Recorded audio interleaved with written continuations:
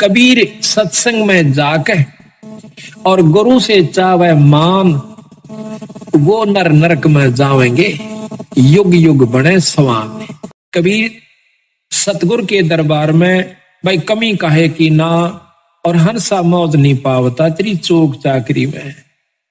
अगर तुझे पूर्ण लाभ पूर्ण मौज भगवान नहीं बख्श रहा कबीर साहब, तो तेरी चाकरी में, तेरी सेवा के अंदर अभी बहुत कमी है, अपनी बहुत कमी है तेरे अंदर। नहीं, जब 98 व्यक्तियों को परमात्मा पूर्ण लाभ दे रहा है, बंदी छोड़ दर्शन दे रहा है, और उनको वो झलक नजर आ रही है जो वर्णन करते हैं हम रोजाना, तो आपको नहीं आई तो भाई आपकी चूक चाकरी में, आपकी कोई सेवा में कमी है, आपके कोई नियम में कमी है, आप में भी कोई अहंकार अभिमान बकाया है। तो सतगुरु महाराज को अहंकार तो लेश मात्र भी ईश्वर को पसंद नहीं है, और जिनमें अहंकार नहीं रहा उनको परमात्मा का दीदार हुआ, दर्शन हुआ, आत्म कल्याण हुआ। और इसमें के लगे है अहंकार को तोड़ने में, कुछ नहीं लगता, बस थोड़ी सी कसर से, थोड़ा सा सावधानी की आवश्यकता है, थोड़ी सी विवेक की आवश्यकता है इसके अंदर। आज हम मनुष्य शरीर में हैं, ये माटी का पुतला और खाक में मिल जाएगा 10-20 साल के अंदर अंदर। और फिर हमारे ऊपर महाराज ने लिखा है कि कबीर काहे गर्भियो और ऊंचा देख आवास, और काल पड़े भू लेटना तेरा ऊपर जामे घास। कल तो जमीन पर जाकर पड़ना होगा, और वहां फूक फाक के थोड़ी सी राख हो जाएगी, और उसके ऊपर फिर तेरा घास जामेंगे। तो इस प्रकार इस अहंकार ने, जैसे आज हम पशु बन जाते, एक शरीर छूटेगा ये भी पक्का है, और छूटने के बाद फिर पशु जुन्नी में जाना होगा, जिसमें नाम नहीं लिया जिन्होंने, और विकार किए बीड़ी शराब मस्त तंबाकू प्रयोग करते रहे, उनको 184 प्राप्त होगी। फिर जिन भक्तों ने नाम भी ले लिया और अपना धर्म पुण्य भी कर रहे हैं, और फिर भी अभिमान रह गया, फिर भी आप 184 में जाओगे। कल हमने देखा रात्रि में इतनी ठंड थी, अरे कुत्ता इस गली के अंदर है, बाहर पड़ा बेचारा, और ऊपर से उसके खांसी होगी। 1 मिनट भी उस कुत्ते को खांसी से चैन नहीं थी। अब देखियो, पहले तो जन्म कुत्ता, ऊपर से ये खतरनाक रोग उसको लग गया। फिर कोई टांग तोड़ दे, आम कुत्ते के पैर में लंग पावेगी। क्यों पावेगी? कि उसका कोई ना कोई डला, कोई लठ या कोई पहिया उतर जाएगा, क्योंकि बिचारे बैठे वो पिछला अहंकारी जीव था। उसने कोई नो कहते न थोड़ा इधर वाले कौन होता, अभिमान रखा करता था, और आज अभिमान उसमें झोंका तू है, अपने अहंकार वश बिचाड़ा बैठेगा, और बिल्कुल ऊपर गाड़ी चढ़ न हो लेगी जब थोड़ा सा सरकेगा एक तरफ। वो पिछला जो उसके अंदर बदमाशी थी वह अब भी मौजूद है। कई कुत्ते ऐसे देखें कि जीप ऊपर चढ़ न हो जाएगी जब थोड़ा सा हलते हैं, तो उस कष्ट के कारण, उस अहंकार के कारण उसने कितना भारा दुख मोल ले लिया। तो इन बातों ने याद रखेगा जो भगत, तो उसको कोई भी अहंकार नहीं रहेगा। अब हम सत्संग में यही सिखाते हैं, आप अपने घर में आजकल ऐसा कोई भी नहीं रहा जो डबल बेड ना ले रहा हो, और डबल बेड के ऊपर गद्दा भी बहुत मोटा हो से, और अच्छी बड़ी आज वस्त्र भी आप लिए हुए सो। तो हम आपको यहाँ ऐसी असुविधा देने की कोशिश करते हैं जो ज्यादा भी ना हो और सुविधा भी ज्यादा ना हो। इसका कारण यह भी है कि आपके मन में वो अहंकार रूपी राक्षस बना ना रहे। जहां स्थान मिल जाए वहीं बैठ जाए, चाहे नीचे मिलो चाहे ऊपर मिलो, चाहे बोरी मिलो चाहे कोई वैसे साधारण दरी मिलो। तो हम उस समय ये देखकर इस पर बैठ जाते हैं कि भगवान के दरबार में और काहे का मान।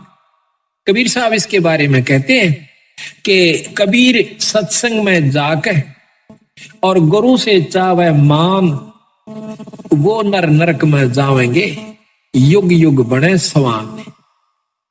जो सत्संग में जाकर और गुरुओं से मान की इच्छा रखता है कि हमने अच्छे स्थान पर गुरु आनंद नहीं बिठा, हम जानबूझ कर अवॉइड करते हैं उनको अच्छे स्थान पर बैठाने की, क्योंकि ये अंतःकरण हमें क्योंकि समय समय पर ये चेक करना पड़े से कि इसमें भी वह बीमारी बकाया से कि नहीं। पहले जब नाम उपदेश दिया करते थे संत जन, जल्दी से उपदेश नहीं दिया करते, परीक्षा लिया करते थे।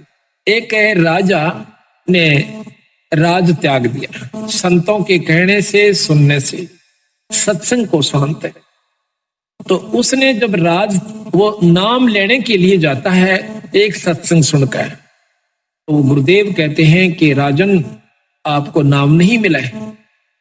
काहे को महाराज, मुझ दास में ऐसी कौन सी कमी है? कहने लगी राज के अंदर आप भक्ति नहीं कर सकते, आप में मान सतावेगा, अहंकार जमा हो जाएगा और बड़े बनाए खेल को आप सर्वनाश। उसने एक बार आग्रह किया, 2 बार किया, घर चला जाता है, राज त्याग दी।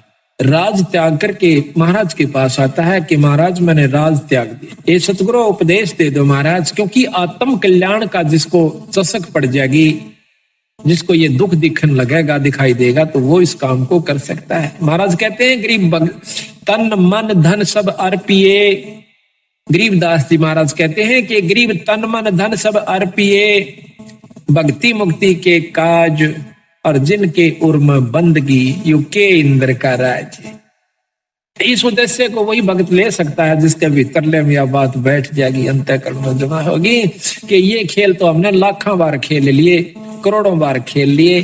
बच्चों का पैदा करना, उनको पाल पोस कर ब्याह शादी कर जाना और फिर मर जाना, फिर कुत्ते गधे कुत्तिया बन जाना, ये खेल तो वीरा संख्यों बार खेला पाने। पर ईब जो खेल खेलना तो वो खेल के दिखाओ। अब ये खेलन का समय आ गया, आप सिलेक्ट हो लिए, बंदी छोड़ के खाड़े के पहलवान सो, अरीब उस पहलवान वाला काम करके दिखाना चाहिए।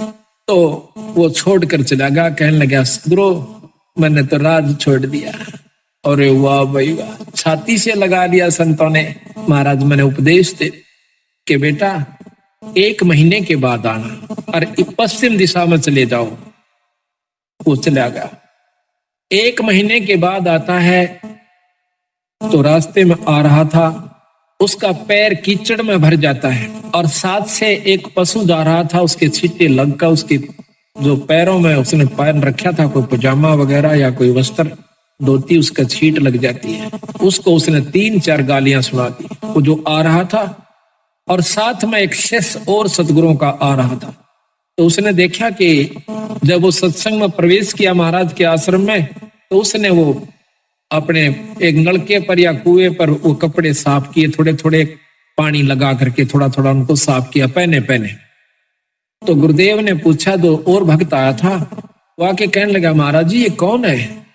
वो कपड़े साफ कर रहा। कहने लगा ये भाई बहुत बड़ा राजा था, इसने राज त्याग दिया परमात्मा पाने के लिए।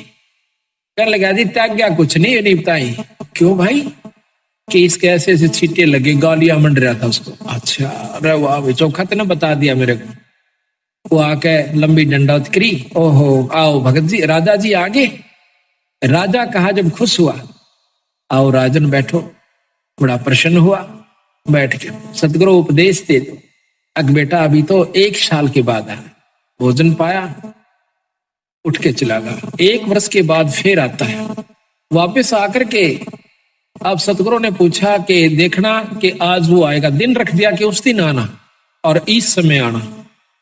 ऊपर से एक भंगण को जो उनकी शिष्या थी उसको कहा कि जब ये व्यक्ति आवे इसके ऊपर कूड़ा डाल देना छत से। तो वो ठीक समय पे घंटा आध घंटा इधर उधर वो ताक में रही और ऊपर से उसने जब वो आ रहा था तो उसके ऊपर कूड़ा डाल दिया।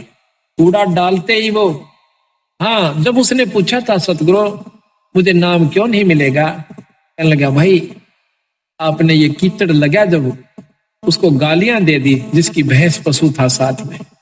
ऐसा नहीं करना चाहिए, संत के अंदर ये गाली देने का स्वभाव नहीं होना चाहिए, इसने जीवित मरना होगा। तो उसने ये ख्यास रखी कि भाई आज के बाद मैं गाली नहीं दूंगा किसी को। तो देखा ऊपर से जब कूड़ा उसके ऊपर पड़ जाता है तो एक बार क्रोध से देखकर कहने लगा अगर मैं राजा होता, इतना कह गया बस चुप हो गया, गाली नहीं दी।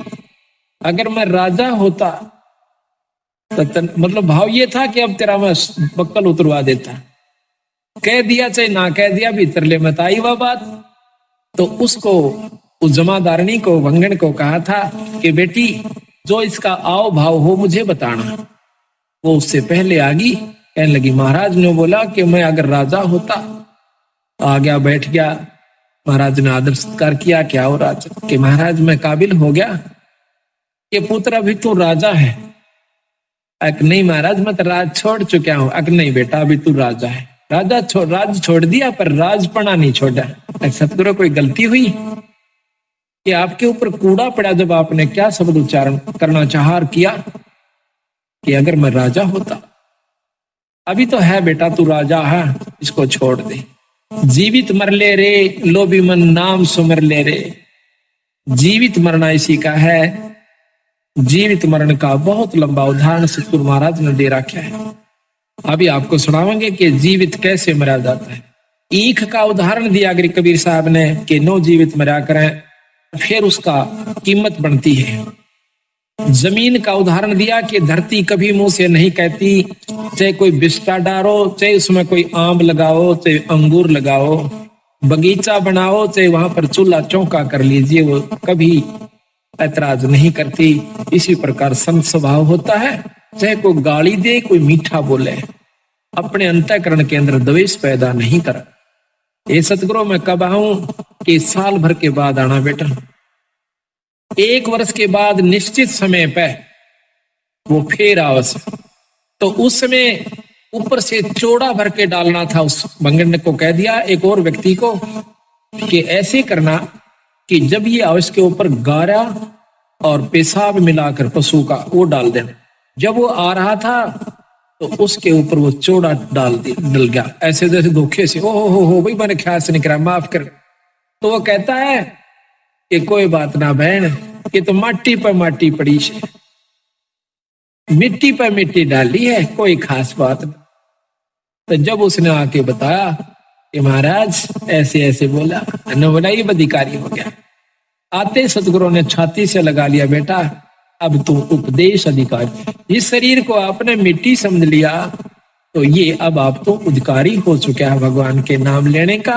इब तू भगवान भजन जोगा होया से, इब नाम जगा कर। तो इसी प्रकार भगवान के दरबार में और काहे का मान।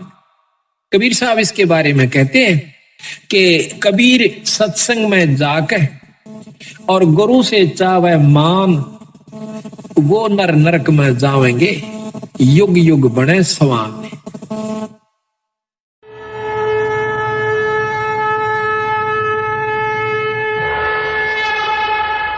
परमात्मा बंदी छोड़ कहते हैं भाई भक्ति करा करो गणी गणी। और ये समय ये दाव फिर नहीं लगेगा। ऐसे और वीडियो देखने के लिए चैनल को सब्सक्राइब करें और वीडियो को ज़्यादा से ज़्यादा शेयर करें। और हाँ, वीडियो के बारे में अपनी महत्वपूर्ण राय हमें कमेंट बॉक्स में जरूर बताएं। धन्यवाद। हमसे जुड़े रहने के लिए हमारे YouTube चैनल को सब्सक्राइब करें